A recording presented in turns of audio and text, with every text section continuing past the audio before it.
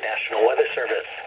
The preceding signal was a test of the public warning and alarm for transmitters in the Florida listening area, originating from Ruskin, Florida. This was also a test of the same system or specific area message encoder. The same system will alert only the county or counties affected by a particular warning.